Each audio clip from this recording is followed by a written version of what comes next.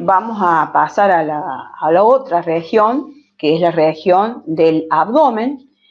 En la región del abdomen tenemos estructuras, digamos, de alguna forma muy diferenciadas con lo que es la cabeza y lo que es el tórax, porque se acuerdan que yo les había dicho que, bueno, los insectos están formados por un exoesqueleto, que son como placas, ¿sí?, que forman su cuerpo por la parte dorsal y por la parte ventral.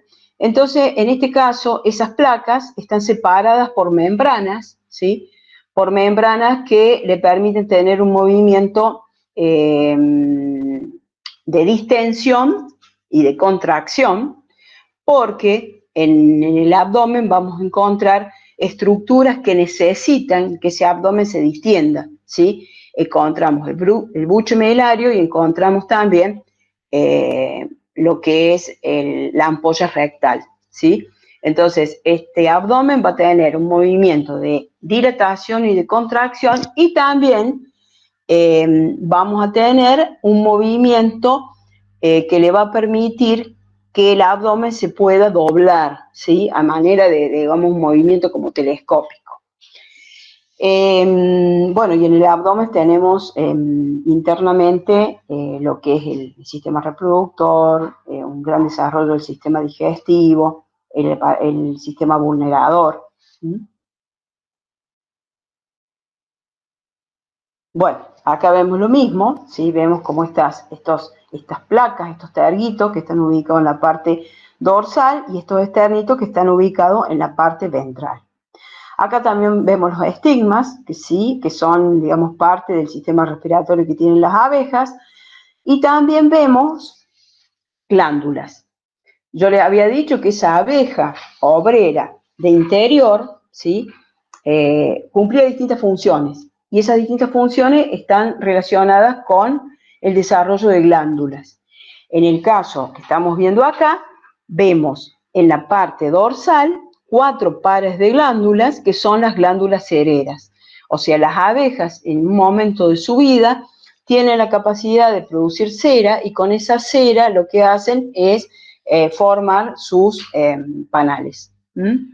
Y acá también lo que estamos viendo en la parte dorsal, vemos una glándula de Nassanov.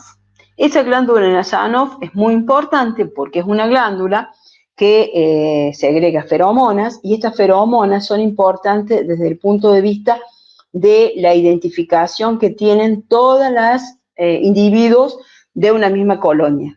O sea, todos los individuos de una misma colonia se pueden reconocer por las secreciones o por las feromonas de estas glándulas de Nassanov. Y esto es importante porque, bueno, cuando las abejas forrajean, o sea, salen de la colmena para buscar sus recursos, cuando vuelven a la colmena, las que están de interior las pueden identificar como que son de la misma colonia, y bueno, le permiten entrar. En el caso de los zánganos, no tienen esta estructura, entonces los zánganos, como no tiene algo que lo identifique con una colonia determinada, pueden ingresar a cualquier colonia. Y esto tiene un inconveniente desde el punto de vista, digamos, de la sanidad, ¿no es cierto? Porque, bueno, van entrando y saliendo de una colmena y de otra colmena. Bueno, acá lo que vemos es otra estructura importante que tienen las abejas, que es el aparato vulnerador, que el aparato vulnerador es una estructura, digamos, que les dicen, bueno, el aguijón que se llaman, y está formado por 2 saquitos, ¿sí?, que al unirse forman, digamos, el veneno, que es el que produce todos los inconvenientes que podemos tener cuando somos aguijoneados por una abeja. Y esos saquitos de veneno están relacionados con lo que es, digamos, la última parte del aguijón, que en el caso de la abeja obrera tiene esta estructura en forma cerrada. Entonces, cuando la abeja obrera introduce ese aguijón en un animal en un mamífero, ¿sí?, que tiene piel, digamos, esta estructura queda enganchada, y como este aparato vulnerador está relacionado con el sistema digestivo, al quedar el aguijón, la última parte del aguijón enganchado en los tejidos, bueno, termina por morir la abeja. A su vez, digamos, este aguijón tiene también terminales nerviosas que, aunque la abeja, digamos, haya dejado el aguijón en un tejido, sigue bombeando ese veneno que sigue ingresando, digamos, dentro del tejido del organismo del cual fue picado. Bueno, vamos a hacer un repaso, vamos a ver un poquito lo que es la anatomía interna, ¿sí? Acá vemos el aparato bucal, ¿sí? Con todas lo que son las estructuras, los apéndices, o sea, todo el aparato bucal. Luego vemos la faringe que tiene yo les dije que tiene una bomba faríngea justamente para absorber la miel, que era un líquido denso. Por otro lado, tenemos una estructura muy importante, que es la glándula salival, las glándulas salivales. Las glándulas salivales, sepan ustedes que son muy importantes en la abeja, porque la abeja,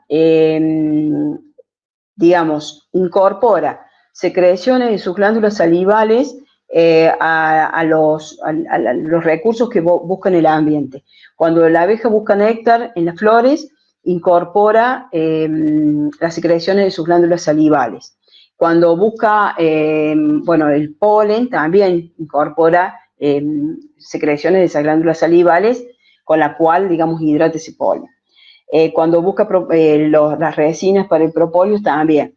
Y esto tiene, digamos, es importante porque las glándulas salivales están formadas por enzimas, y estas enzimas son las que producen, de alguna forma, ciertas transformaciones, ¿sí? Y esas transformaciones son importantes digamos, al momento de que, por ejemplo, en el caso de la miel, cuando la abeja busca el néctar, incorpora enzimas, esas enzimas producen transformaciones, entonces la abeja tiene la miel, que es una sustancia muy rica energéticamente, compleja, porque no solamente está formada por hidratos de carbono, sino por otras sustancias, pero también sustancias que han sido de alguna forma transformadas y son mucho más fáciles para su asimilación y metabolismo.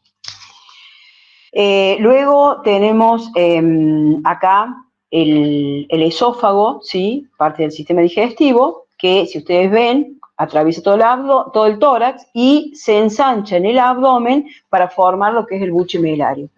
El buche miliario es la estructura que utiliza la abeja para poder transportar el néctar, poder transportar el agua. Bueno, luego tenemos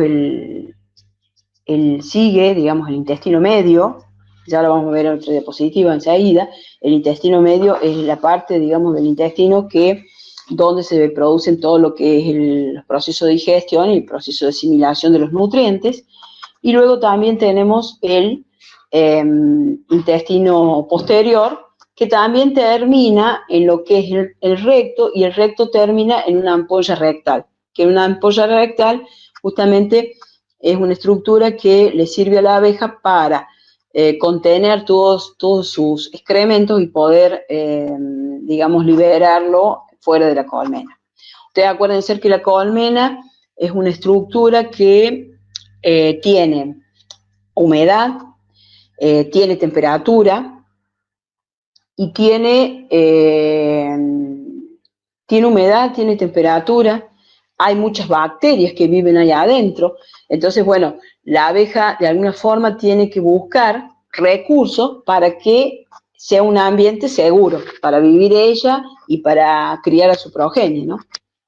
Entonces, bueno, por eso esta alternativa que tiene la abeja de que no las excreciones que tiene, bueno, liberarlas fuera de la colmena. Bueno, acá vemos lo mismo, el aparato digestivo, sino que forma más concentrado en el aparato digestivo solamente. Acá vemos algunas glándulas, ¿sí? Que ya la vamos a ver en glándulas que están en la cabeza, ¿sí? Que están relacionadas con lo que es la alimentación de las larvas.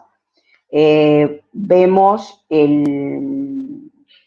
bueno, cómo el esófago se distiende, digamos, en el buche miliario.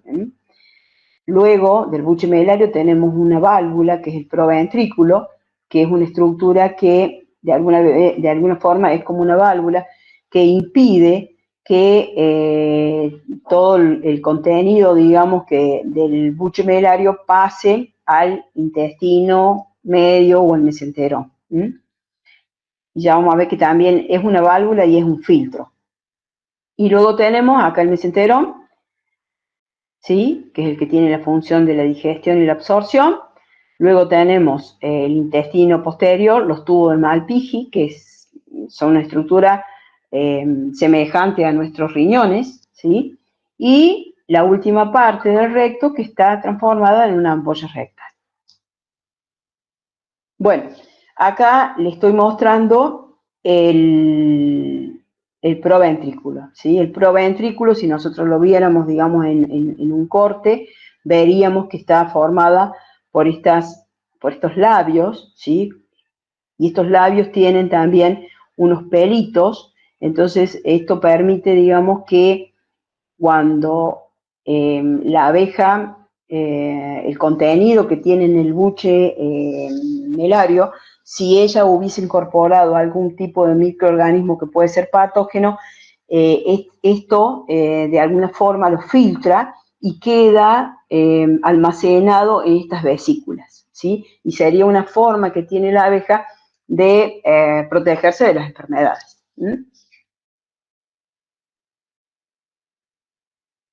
Bueno. Pato, Sí. te aporto algo con respecto, pues volvete Sí. a la diapositiva anterior. Bien. Ese buche melario, esa válvula, ese proventrículo, hace que en algunas circunstancias, por ejemplo, la abeja cuando está en enjambrazón o cuando tiene una enfermedad dentro de la colmena, en ese tipo de estado, ese comportamiento de limpieza que tiene este proventrículo se ve aumentado, pero muy aumentado. Entonces, esos pelitos le sirven para atrapar granos de polen y las esporas que estén contenidas en ese tracto digestivo. ¿Qué hace con eso? Eso lo pasa al mesenterón y lo pasa inmediatamente, sobre todo en la circunstancia de enjambrazón, al recto, a la ampolla rectal. ¿Para qué? Lo acumula ahí y cuando hace un vuelo de limpieza, elimina y así baja, por ejemplo, carga esporular, ¿no es cierto? O en el caso de los granos de polen, no, porque siguen en el tracto digestivo y puede haber que aprovechen algunos de los nutrientes de los granos de polen. De todas maneras, eso lo hace cuando está pasando solamente néctar. La abeja en realidad se nutre, ya lo vamos a ver más adelante, con alimentos complejos, como es la miel y como es el pan de abeja, que todavía no se los ha nombrado Patricia, pero está bueno tener eso. Sí, este comportamiento, yo quería hacer énfasis en eso, porque nos sirve esto, tenerlo en cuenta a la hora de algunos problemas sanitarios. Eso nomás. Bueno, perfecto. Y como dije, el buche melario también evita que el contenido del buche pase al mesenterón, ¿no es cierto? Porque ella lo que hace cuando llega a la colmena, ¿sí? Es regurgitar este contenido que está en el buche y entregárselo a las abejas de interior. Entonces esas abejas de interior lo que hacen es también acondicionar ese néctar, digamos que estaba, que tenía incorporado ya secreciones de las glándulas salivales, ¿sí? Y las abejas de interior van a seguir trabajando, ¿sí? Ese néctar en un proceso que se llama trofalaxia, entonces van a enriquecer ese néctar con productos de las glándulas salivales, pero también lo van a distribuir en las celdillas para que también, aparte de estas transformaciones de tipo química relacionadas con las secreciones salivales, también van a tener transformaciones de tipo físico, o sea, se va a deshidratar ese néctar hasta transformarse en miel, ¿sí?